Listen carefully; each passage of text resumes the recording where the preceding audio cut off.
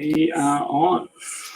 Okay, well, that's different. We had an introduction, then our normal. I'm trying to be more professional. Yeah, I know, it worked well for a while. We can never tell if we're on. Ladies and gentlemen, thank you for joining us, whenever that is, whether it's now or further on in the piece. We've got a couple of major changes that are going to take place from now on. And the one that comes to mind straight away is our next online conference. And I'm going to talk about that in a sec. From this point on, we're going to make them free. Now, by saying free, what I mean is if you come on the day, you can watch it for free. But if you want to watch it again, or if you want to watch the 25 that preceded that one, we would really appreciate it if you became a subscriber, wouldn't we? Yeah, and there's many benefits of being a subscriber. Not only do you get to see the previous 25 chapters, which equates to hours upon hours upon hours Over of stuff 100, yeah. Easily. You also get a Q&A session just for the subscribers that we do monthly. Well, we have done, but we didn't for the last couple. We'll get back onto that. Well, yeah, it was Christmas and whatnot. Yeah. So we are, if any subscribers are listening, we're going to schedule one of those soon, in a week or so for you guys and girls.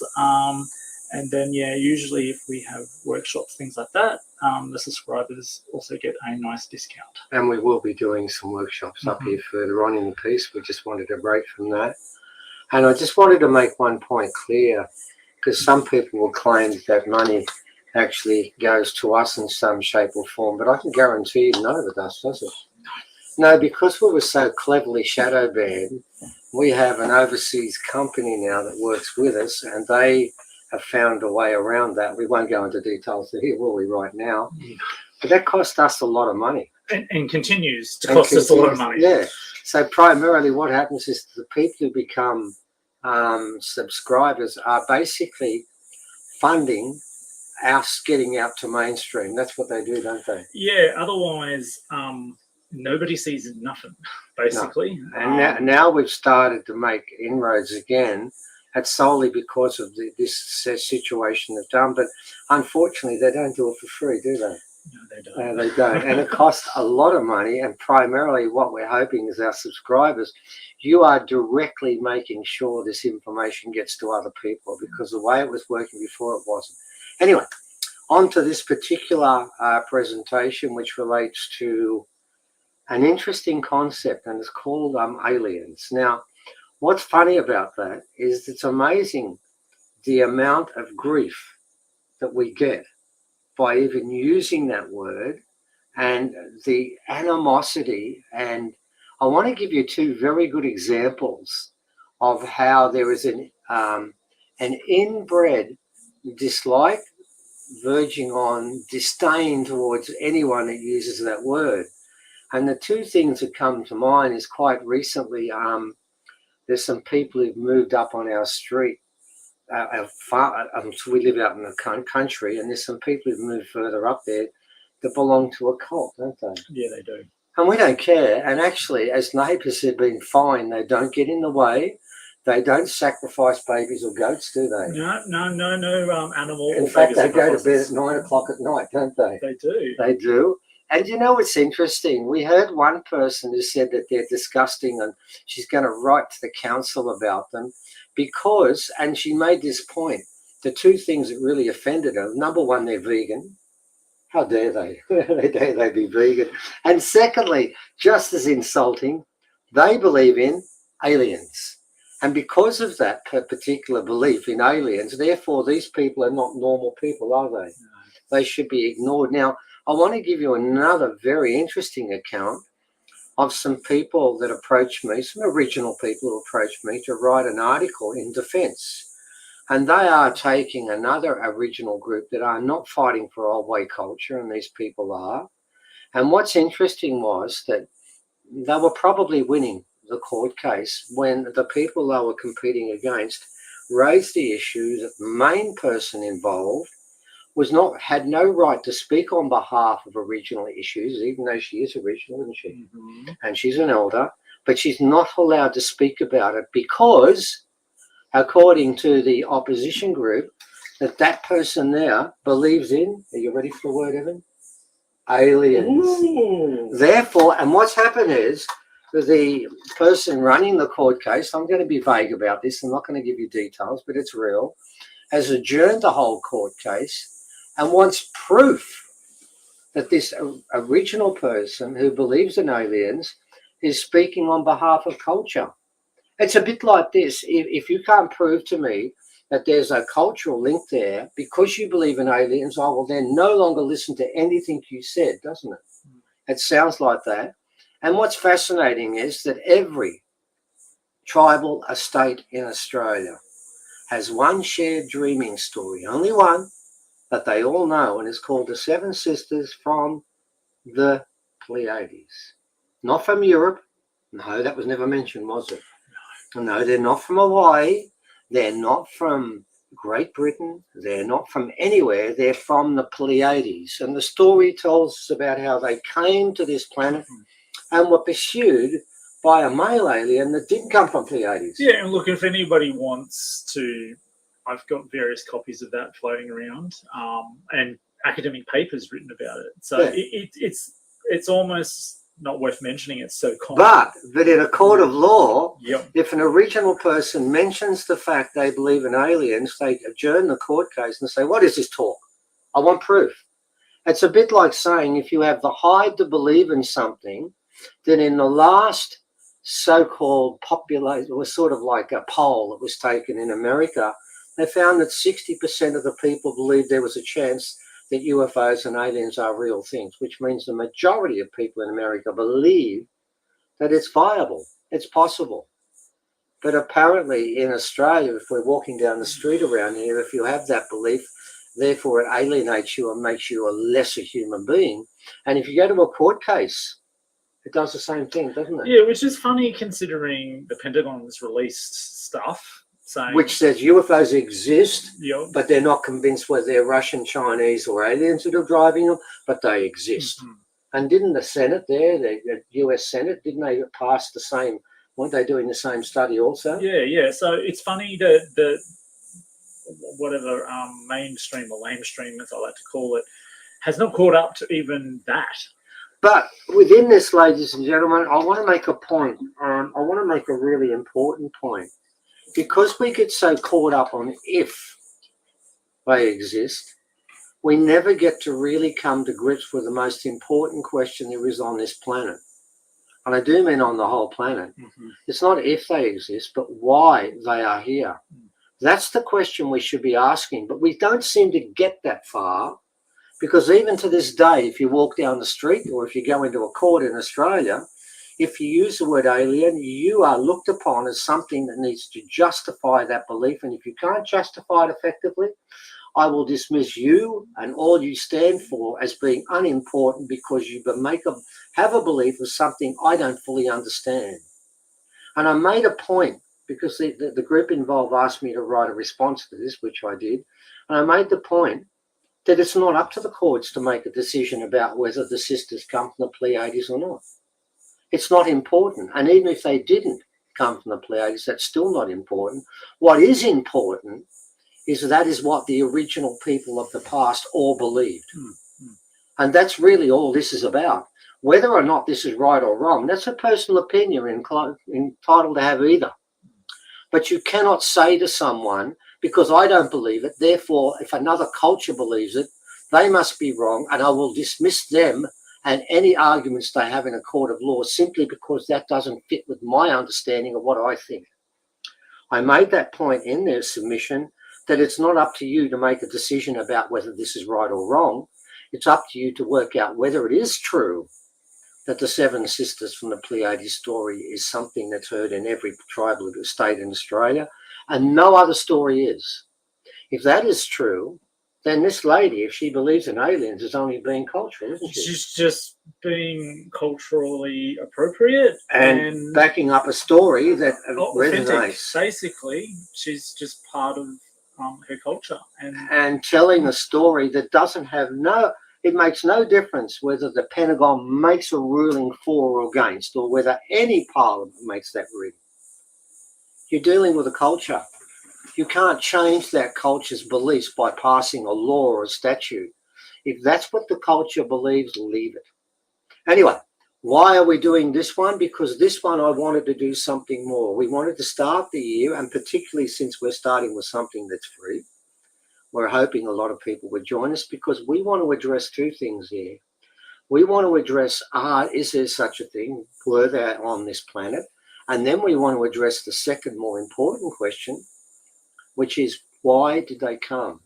And in that respect, Leah, who's in contact with Mesref, her off-world guide, and for those people who don't believe in that, go back to some of our other earlier presentations and you'll see there's a lot of proof behind what's taken. So you see on screen, I've got a link to our latest book, which mentions a lot of that. So our latest book is an interview basically with Mesref, a guide that Leah has been working with off-world, who is heavily involved in humanity and has been since before we even came into existence.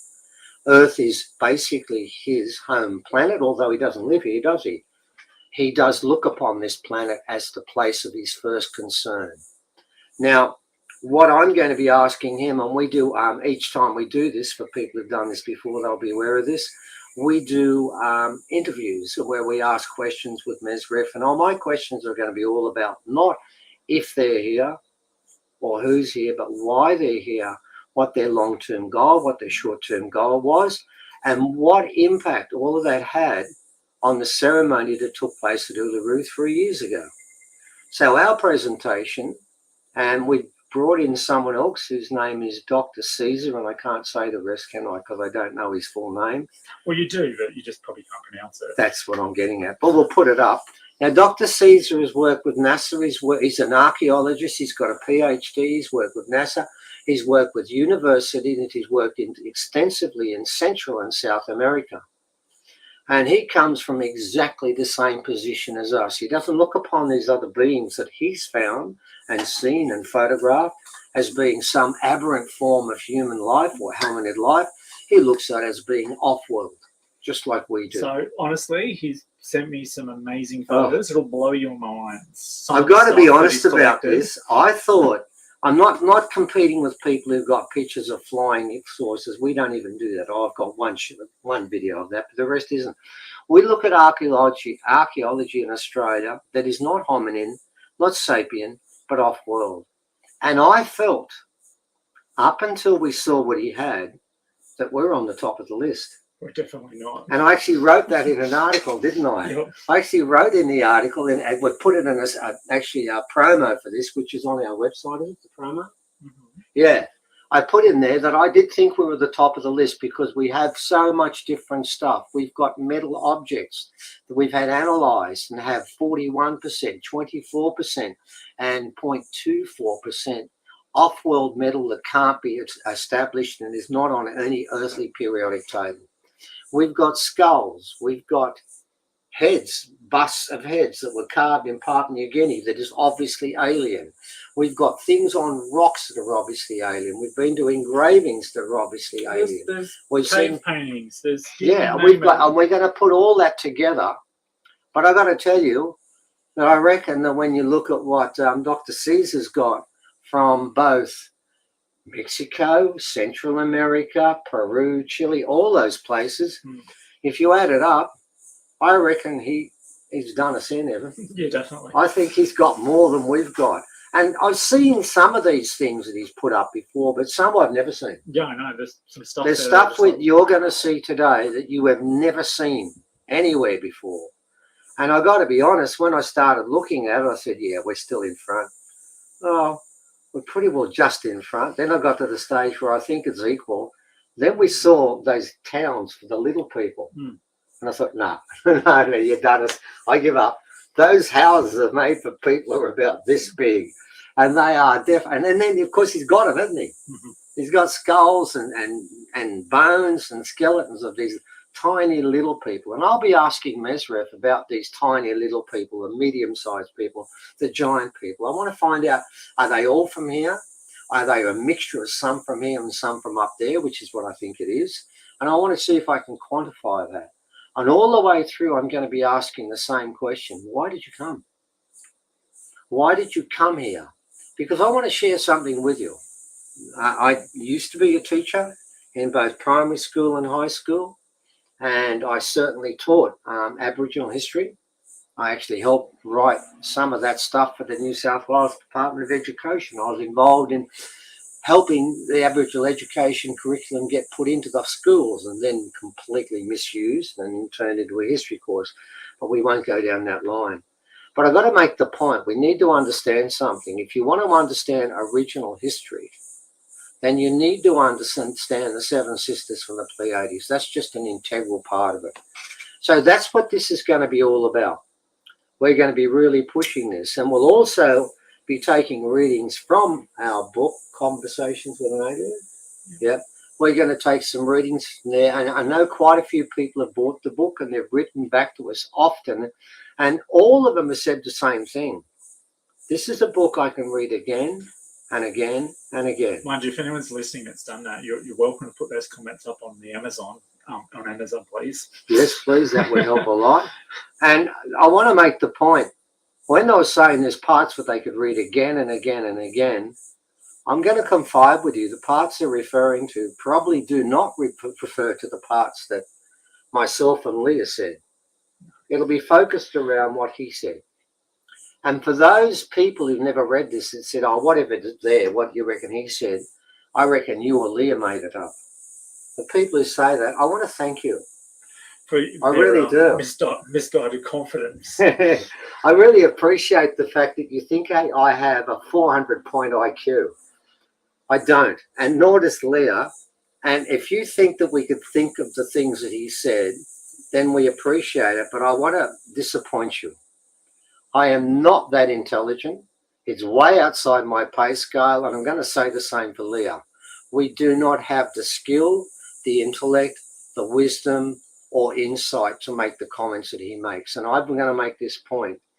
We're trying to show you why they came.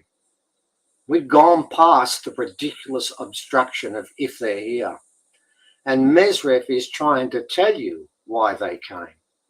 And if you read that book, you will get closer to understanding what their purpose is and why they're here. And then becomes the important part of the equation. Once you understand that, you start to understand why in God's name you are here. Because I've got to tell you, if you look at the last 6,000 years of humanity on this planet, if I was going to give you a score out of 100, it would be -10. It couldn't be a 1, because that would mean there was something worthwhile that's happened in the last 5,000 to 6,000 years. The last 5,000 to 6,000 years is warfare, lies, mistrust, an elite manipulating people, disease, women.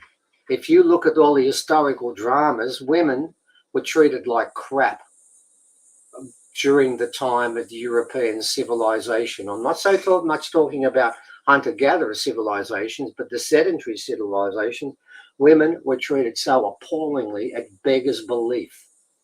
And really, if you think, oh, that's in the history of the past, no. When I was alive, I knew what women were supposed to do. When I was alive as a kid, born in 1953, women basically stayed at home and catered for their man, who came home after a hard day's work, expected slippers on the feet, a meal on the table, and maybe, if they were lucky, a little bit of a bashing before he went off to the pub for a while and then came back and gave her another bashing.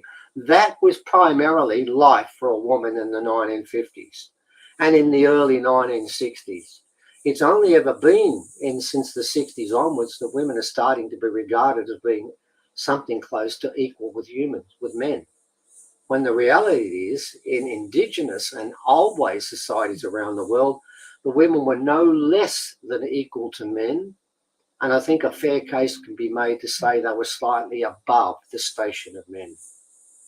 Now it's gone completely the other way. See, and I think what happened when the British got here, you know, there's a lot of anthropologists that ran off for the men, and there wasn't a lot of research done for women. No, there was none done for the women. So it has this skewed effect. But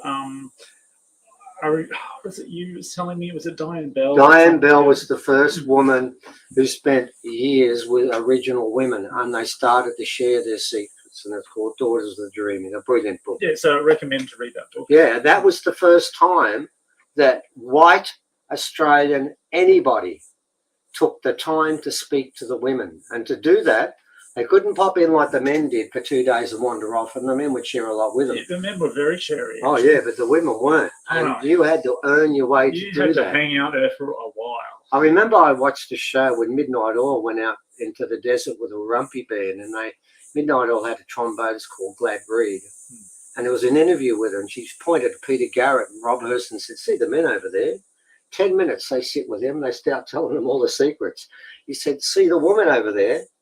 I could sit with them from days, they wouldn't talk to me.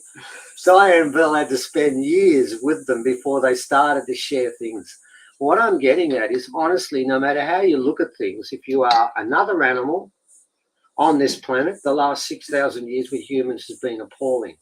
If you're a female with this planet, the last 5,950 years with men behaving badly has been appalling. And when you look at that, you ask the question and we'll answer it for you. If that's the case, and if that's how we've behaved for so long, why would they even bother? Now remember, it's they, as in a lot of different aliens, are all invested in this planet. Well, we want to talk about that. And I think that's an important one to talk about, because we believe that ceremony 3 years ago, which the aliens were heavily involved in, has been successful. They've told us that, haven't they? Mm-hmm. And we'll go through, and I'll ask some of the questions I've asked before, because we may have a lot of new people here because it's free this time, and you're welcome to come. But again, if you think this is worthwhile, don't be afraid to become a subscriber so we can pay our overseas company to get us the right to talk to other humans so that we're not regarded as misinformation. Which, by the way, Evan, I must make the point, the government is now making a ministry for misinformation to get rid of all misinformation. Sounds quite Orwellian, really. Doesn't it? Sounds like we might have to pay more money to get through, because it sounds like there's going to be more blocks. But at the moment, ladies and gentlemen, anything you can do to help, particularly if you bear in mind that if you become a subscriber, what it will do is get our information out to other people. It will not go into our pockets, because your subscribers may, if we get all our subscribers, they just about pay for our bill each month, don't they? So we've got to earn our money elsewhere through our books, of course. So ladies and gentlemen, I would invite you to join us for our next online conference with Dr. Caesar, who's going to shame us. And for the first time ever, we're going to get done in on our own. This is our field, isn't it, Evan? Mm-hmm. But it's also his field, and his field has actually got more sidelines, and it's got a larger perimeter than ours, doesn't it? It does. Yeah, you can play 5 soccer matches on his field, only 1 on ours. But we're okay with that. We're quite prepared to admit when someone's got more or does it better than us, we'll put up our hand and say, yeah, well done. So I think this is a great way to start this year, and we'll be doing 1 each month. And if you come on the day, as I said, they're free. But if you want to look at all the ones you think this is worthwhile, we've got plenty of other good ones there. So don't forget that. And remember, it does help us get this out. So in the meantime, ladies and gentlemen, I was trying to be under 15 minutes. How did I go? 23. Well, that's pretty close. It's only 8 off, isn't it? Only 8. All right. So the link's up there. You can go check it out. It's got the blurb about the event. You can register, but basically on the day live, you'll watch it through Facebook or YouTube, our YouTube channel, or our Facebook group. So yeah. Oh, one last thing. The books that we're selling, if you're Australian or New Zealander, if you buy it through us, we will guarantee you a personally written, and none are the same, are they? No, they're all different. Personally written comment that goes in your book. We signed it also. And the cost in freight is exactly the same, the cost that Amazon would charge. So you're getting exactly the same amount of money, plus you get our signatures, plus a handwritten comment. Yeah, but if you're overseas, in England, in America, anywhere else, it just cost us. It cost nearly $30 or $40 extra to send it from Australia to you. You would be better off going to Amazon, Book Depository, those type of places. Yeah. Look, you can probably even go to your local bookstore and they'll order it in through Lightning Source, because that's the part of the company that we print with and publish with. So Yeah. yeah, you can probably go to your local bookstore as well if you don't want to support one of the big You can do that giants. as well. But if you want to support us and you're in New Zealand and Australia, by all means go to us first. But elsewhere, it's just too expensive. I've tried, and you know, I've done it sometimes when it's, you know, but then they've ended up having to send me so much extra money. It's really not worth your money because you're almost paying for the book again in postage. So and we don't want to do that. We don't. No, we're trying to make this as cheap as we possibly can, and we have done that. But that becomes ridiculous when you buy 2 books and you only get one because the other one's just in postage. But if you're in New Zealand, we can do New Zealand. We have to add a couple more dollars on top, but that's not too bad. But the rest of the world, I'm sorry, we're just too far away. We're in the middle of nowhere, basically. Yeah, basically, we are. New Zealand's stuck alongside us. We can work with them. We can suffer together, but elsewhere we can't. I suggest you go elsewhere for that. All right, then. But in the meantime, ladies and gentlemen, until next time, come and join us at the end of February, end of next month, which is starting tomorrow, or the day after if you're in America and England. And you will find this particular presentation will be amazing. We will tell you that they are here. We'll prove it with archaeology on the ground, and then we'll tell you why they've come. And then that tells you why you're here. Can't ask for more. Okay. Until next time. And